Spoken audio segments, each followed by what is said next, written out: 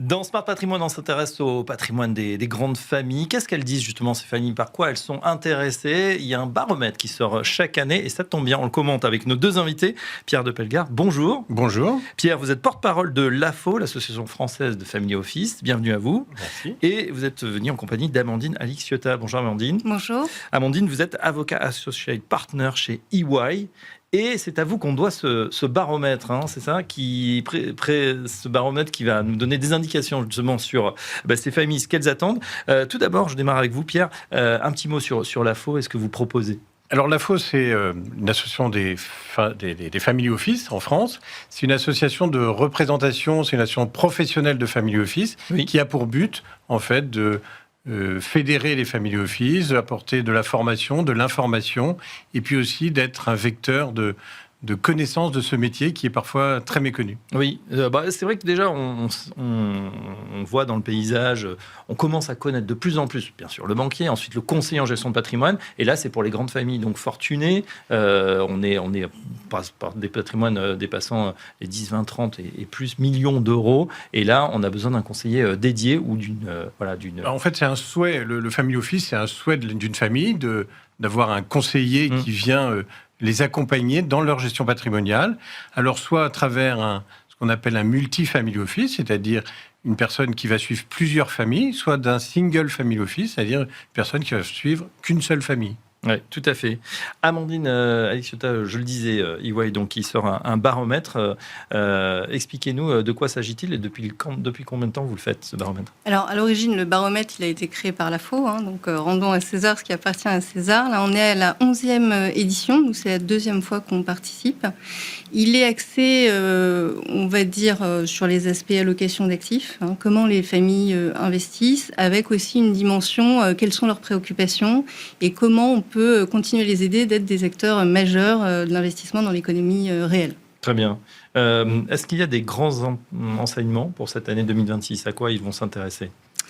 Alors, ça reste des investisseurs long terme. Donc, contrairement à ce qu'on peut penser, il n'y a pas d'effet de repli. Au contraire, ils maintiennent leurs investissements en grande majorité. Il y a même un tiers qui vont augmenter leurs investissements. Ça, c'est intéressant parce qu'on a quand même, on sort d'un semestre particulièrement chargé au niveau géopolitique, au niveau financier, avec beaucoup de volatilité, des actifs qui ont bougé dans tous les sens. Et pourtant, dans les familles, on augmente ou on maintient sa capacité d'investissement. Exactement. Mais parce que ce sont encore une fois des investisseurs de long terme. Donc, ils accompagnent les entreprises dans lesquelles ils investissent, notamment dans la durée. Donc, leur schéma n'est pas une sortie à court terme. Donc, c'est pour ça qu'ils maintiennent leurs investissements. Au-delà de ça, on peut remarquer qu'ils sont peut-être un peu plus sélectifs et qu'on en revient, c'est-à-dire que l'attention portée aux fondamentaux économiques, solidité du modèle, prévisibilité des revenus, est peut-être un peu plus importante que les années précédentes. Est-ce qu'on rentre dans le détail des investissements? Est-ce que vous avez dit, bien sûr, ils soutiennent souvent leur propre société, ça fait partie de leurs actifs, également d'autres sociétés, le tissu local. Mais est-ce qu'on sait dans les classes d'actifs, ils font des actions, des obligations, du private equity? Est-ce qu'on a une vision sur cette granularité? C'est beaucoup de private equity, ce qui participe de l'économie réelle. Et dans le private equity, vous avez effectivement évidemment les investissements PME et ETI, mais vous avez aussi un retour de l'immobilier, des actions cotées. Alors, ce n'est pas un changement de cap, je pense que c'est plus un rééquilibrage des portefeuilles avec peut-être...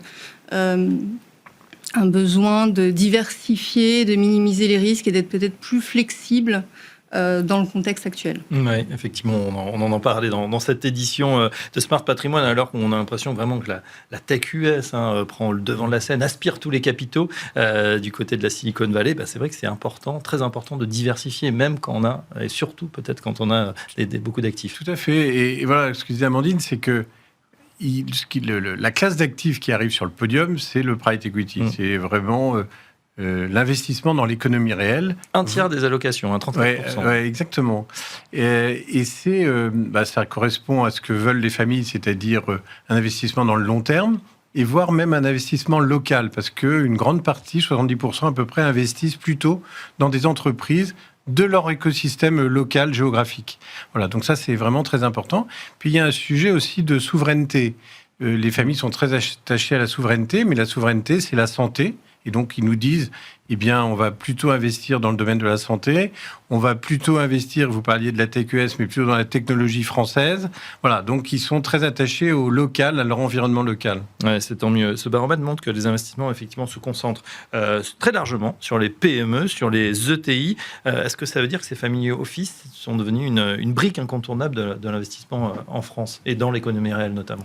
Alors, ils le sont, enfin, ils l'étaient déjà auparavant et ils l'ont toujours été, encore une fois, parce que leur force, c'est le temps long. Donc, il n'y a pas de pression pour une sortie à court terme. Donc, ils accompagnent vraiment sur la durée. Et même au-delà du financement, ce qu'on observe, c'est qu'ils ont cette capacité à s'impliquer dans la gouvernance, dans les orientations stratégiques. Et donc, ils peuvent être des véritables partenaires, en fait, des dirigeants et des entreprises dans lesquelles ils vont investir. Voilà, donc on a une combinaison entre temps long et alignement des intérêts qui fait leur différence en tant qu'investisseur. Ouais, c'est la croissance rentable qui devient vraiment la priorité, tandis qu'on voit peut-être que les investissements dits durables reculent sensiblement. Alors, c'est vrai qu'il y a un peu moins de hype sur ces investissements durables, on en a beaucoup parlé, c'est peut-être la faute à M. Trump également. Est-ce qu'il faut y voir un désengagement de la transition environnementale ou simplement un retour à des critères économiques? Non, je ne crois pas qu'il n'y a pas du tout un retrait de la cause environnementale dans leurs investissements, mais voilà, ils viennent... Il y a quand même un contexte, on ne peut pas le nier, un contexte à la fois géopolitique et économique qui n'est pas toujours très stable. Et donc, ils vont plutôt être plutôt vigilants, plutôt prudents sur certains investissements dans le long terme. Et ils vont plutôt aller chercher une croissance rentable sur le long terme. Voilà. Ouais, effectivement, l'investissement...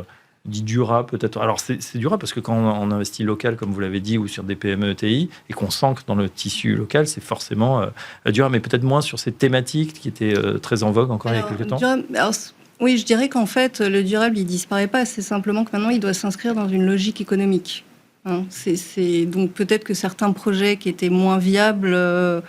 les family office y vont moins, mais voilà, le durable doit s'inscrire dans cette logique économique viable. Et je pense que les family office continuent à investir tant qu'ils comprennent le projet et le modèle, en fait. Vous l'avez dit, effectivement, 7 family office sur 10 souhaitent contribuer davantage à l'économie locale et à la souveraineté économique. On entend beaucoup parler, ça veut dire que ces grandes familles, finalement, elles sont assez patriotes, elles défendent... En tout cas, elles sont pour la souveraineté, enfin, le sujet de la souveraineté française les intéresse, les passionne, et c'est vraiment la santé qui vient... en premier dans leurs investissements sur ce sujet-là. On pense dans l'actualité, c'est vrai, à la fin du Doliprane qu'on ne trouvait plus, ou les principes actifs qui sont partis. Là, l'idée, c'est quoi? C'est d'encourager peut-être les PME, les ETI qui relocalisent de la santé chez nous? Qui relocalisent ou même qui développent de nouvelles technologies. Enfin, en France, on voit aussi, et on le voit sur d'autres sujets, on a quand même une capacité à créer, à avoir beaucoup d'innovation. Mais il faut le faire vivre en France. Et donc, les familles permettent à ces sociétés de se développer en France, sur notre territoire. Oui, en France. En Europe également, ça, on a peut-être moins d'informations? On a moins d'informations sur la partie européenne. C'est vraiment la France qui est mise en avant. La France qui est mise en avant. Amandine, qu'est-ce qui vous a particulièrement frappé, justement, ce baromètre par rapport aux éditions précédentes? Alors, je pense qu'il y a un besoin de stabilité pour les family office, de stabilité, encore une fois, parce que ce sont des investisseurs de long terme. Donc, ils bâtissent des stratégies sur le long terme qui sont construites sur plusieurs années. Et on a besoin d'une stabilité de la norme, alors pas seulement fiscale, également de la norme réglementaire. Et une stabilité et surtout aussi une lisibilité de cette norme. Voilà, pour leur permettre de continuer à se projeter et à investir dans l'économie réelle. D'accord, c'est ce qui manque. Ils vous en parlent parce que c'est vrai que ça revient souvent sur le devant de la scène, le fait d'être parfois, sinon empêché, que ça soit compliqué, que ça soit administrativement lourd, etc. C'est dans les préoccupations, est-ce que vous les avez testées également? C'est une vraie préoccupation. Voilà, ce qu'ils veulent, c'est une vraie stabilité, une stabilité fiscale, normative, géopolitique. Ça, ils ne maîtrisent pas toujours le sujet, mais voilà, c'est la stabilité. Les familles sont des investisseurs sur le temps long. C'est ça vraiment qu'il faut retenir, le message. Ils investissent, ils croient en l'investissement, et notamment l'investissement réel. Oui. Et il leur faut du temps long. Donc le temps long, automatiquement, le sous-jacent, c'est la stabilité. Il vous a pas échappé qu'on est à la veille d'une année de présidentielle où les choses vont peut-être être bouleversées. On a vu un mouvement au moment de la dissolution, un petit peu d'aversion au risque, avec beaucoup de capitaux qui sont partis vers les assurances vie luxembourgeoises. Est-ce que vous avez pu tester aussi peut-être certaines craintes, certains fantasmes? Effectivement, il y a des gens qui se disent si tel ou tel camp politique va passer, moi je serai obligé de partir, de changer de pays. Alors, on ne vous cache pas qu'il y a toujours une réflexion sur le sujet. Il y a toujours, c'est une vraie préoccupation. Maintenant, chacun décidera ce qu'il voudra, mais c'est ce qu'on disait avec Amandine, c'est une vraie préoccupation ce sujet. Ouais. Et 2027, comme vous le dites, va accentuer cette préoccupation. Ça, c'est clair. Quels effets ça pourrait avoir, par exemple, sur l'économie? On le voit par exemple dans les municipales. À chaque fois, les projets sont bloqués. On attend qu'évidemment la nouvelle mandature pour pouvoir décider, pour pouvoir relancer des choses. Est-ce que vous pensez que ça aurait aussi un effet, peut-être vous regardez ça chez EY, un effet sur l'économie, un effet peut-être un peu où on attend que les choses se décantent avant de relancer? Ça pourrait avoir un impact? Alors, c'est vrai que chaque fois qu'on a, suite à la dissolution, par exemple, on peut avoir certains projets qui sont mis en arrêt. Parce que, en fait, la problématique, c'est que comme il n'y a pas de stabilité, vous engagez sur un projet où vous n'allez pas pouvoir sortir avant 6 ans, c'est un vrai problème. Et donc, tous ces projets qui demandent un investissement long terme, qui ne sont pas flexibles, souvent sont un peu mis à l'arrêt au moment où il y a une dissolution, un événement politique, avant de savoir ce qui va se passer. En fait, c'est ça le problème. C'est que va-t-il se passer? Est-ce qu'on va encore remodifier les dispositifs qui sont en place? Et donc, on a besoin, on a peut-être un peu peur de s'investir sur 4 ans, alors que si ça se trouve, on sera dans un contexte totalement différent. Bien sûr. Je le disais tout à l'heure, on sort d'une période chargée, mais elles le sont toutes finalement, ces 6 premiers mois de l'année 2026. On a vu que du côté des grandes familles, il y avait une certaine stabilité dans les investissements. Finalement, on investit sur du temps long. Est-ce que ce ne serait pas ça, finalement, la solution pour les investisseurs qui se posent la question, d'agir comme ces familles, de se dire, finalement, on garde le cap dans la tempête et on essaye de voir à plus long terme? Vous avez complètement raison. Je pense que c'est vraiment ça. C'est-à-dire, on garde le cap, on continue d'investir, on reste vigilant, on reste prudent. On est préoccupé par ce qui pourrait éventuellement arriver, parce qu'il ne faut pas se cacher derrière d'éventuels changements. Mais le cap, c'est quand même de continuer à investir dans l'économie réelle. C'est vraiment ça. Oui. Bon, on va rester là-dessus. En tout cas, si vous voulez en savoir plus sur ce baromètre, il est disponible. On peut le trouver très facilement, je pense, sur votre site et sur le site de l'AFO également. Un grand merci à nos invités. Merci à Amandine Aixiota, je rappelle que vous êtes avocat associate partner chez EY. Et merci également à Pierre de Pellegarde, vous êtes porte-parole de l'AFO, membre éminent du conseil d'administration également. Merci à vous et à très bientôt dans Smart Patrimoine.